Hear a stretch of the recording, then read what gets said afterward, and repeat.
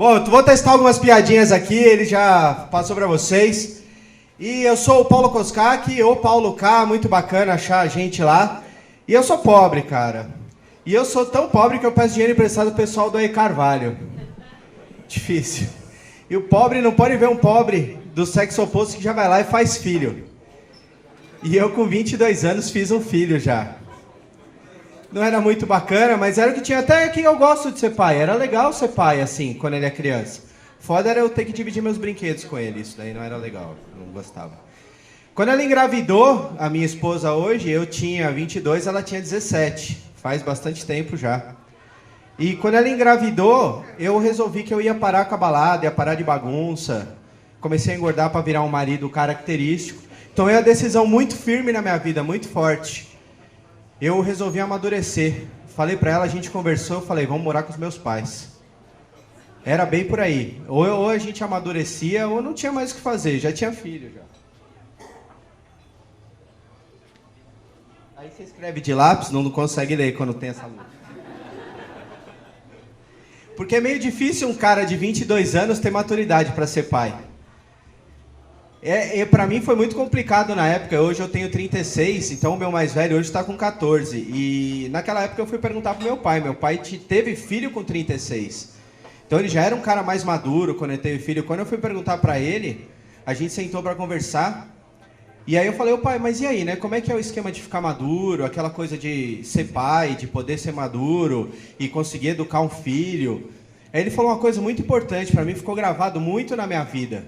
Ele falou, Paulo, cala a boca, sai da frente da televisão que você está atrapalhando a maratona do Pica-Pau. Cara, difícil pra caralho. Ninguém compete com o Pica-Pau, não adianta ser pai, não dá pra competir com o Pica-Pau. Porque uma coisa que é muito bacana também, eu escuto até hoje, a minha mulher fala muito, você não é maduro, você não amadurece. Mas, cara, ela tá certa, nenhum homem amadurece, não importa a idade que a gente tenha. Não importa a idade que a gente sempre tem 15 anos mentalmente. Sempre tem 15 anos. Isso quando não para na quinta série, então você regride um pouquinho mais. O foda é que você chega uma hora que você tem que fazer dinheiro. Você precisa trabalhar, porque eu já tinha filho, então eu tinha que trabalhar. E começou com esse negócio de ter que trabalhar, fazer dinheiro. E o problema era ainda ter que ficar escutando da minha mãe que eu era um maconheiro e vagabundo. O foda é esfregar a verdade na minha cara. Eu não precisava saber disso o tempo inteiro. Eu já tinha filho já.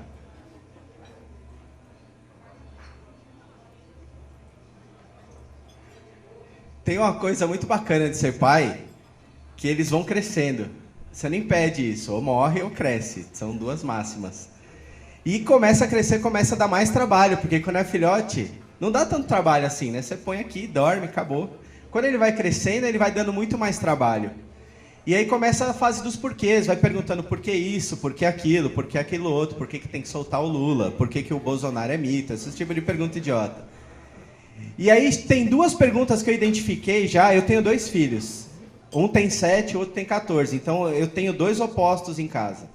E eu identifiquei 2 perguntas que são derradeiras para um pai.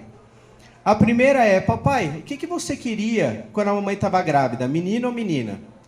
Como que eu podia falar para o moleque, sem causar trauma psicológico, que eu só queria transar? Difícil. E a segunda, que isso acaba acontecendo, é, papai, o que é sexo? E aí só tem uma resposta, antes ou depois do casamento, meu filho? E aí, daí um tempo, eu trabalho com informática. Mais alguém trabalha com informática? Ah, sempre tem um azarado aqui, né? Sempre tem um... Eu trabalho com informática tem 21 anos. Não é uma coisa que eu me orgulho, mas é o que tem pra hoje. E chegou um tempo na minha vida que eu estava bastante desestimulado, estava bastante cansado. E eu estava bem desestressado, assim, bem cansado com o trampo. E meu gerente percebeu, ele resolveu me colocar num projeto que chamava Paraná. Parar na rua. Eu não pude escolher muito isso, foi uma decisão que ele tomou. E eu já estava 2 meses nesse projeto. Foi quando um amigo meu me ofereceu um emprego. Ele falou, ó, tem um emprego lá na firma e tudo mais. Aqui na Vila Prudente, para quem é da Quebrada conhece a Vila Prudente. Era engenheiro de logística de documentos. Office boy.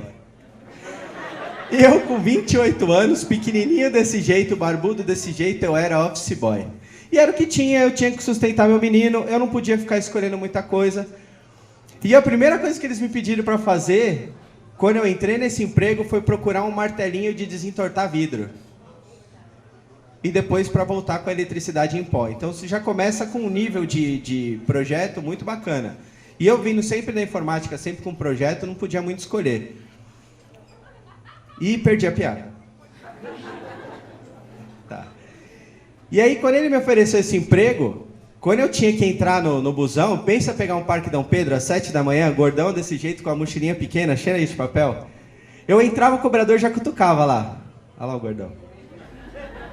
A véia, que sempre tem uma véia, né? A véia já olhava e falava lá, ó. É viado, é traficante. Eu juro pelos meus 2 filhos que eu não era traficante. Garanto pra vocês isso. Aí, um belo dia me mandaram ir pro banco. Não teve jeito, eu tive que ir no banco. Sabe quando você sai assim e dá aquele calafrio na coluna, mas tá rolando uma batalha dos bastardos aqui? Você não consegue muito controlar? E essa daí foi muito difícil, porque eu tinha que ir no banco. E passou. Fui pro banco. Cheguei no banco. E parei. E sempre quando sobe aquele cheirinho, o pessoal já olha pro gordo ou pra véia. Eu só podia olhar pra véia. Não tinha muito o que fazer assim. E parei na fila e a batalha acontecendo. Jon Snow sacando a espada.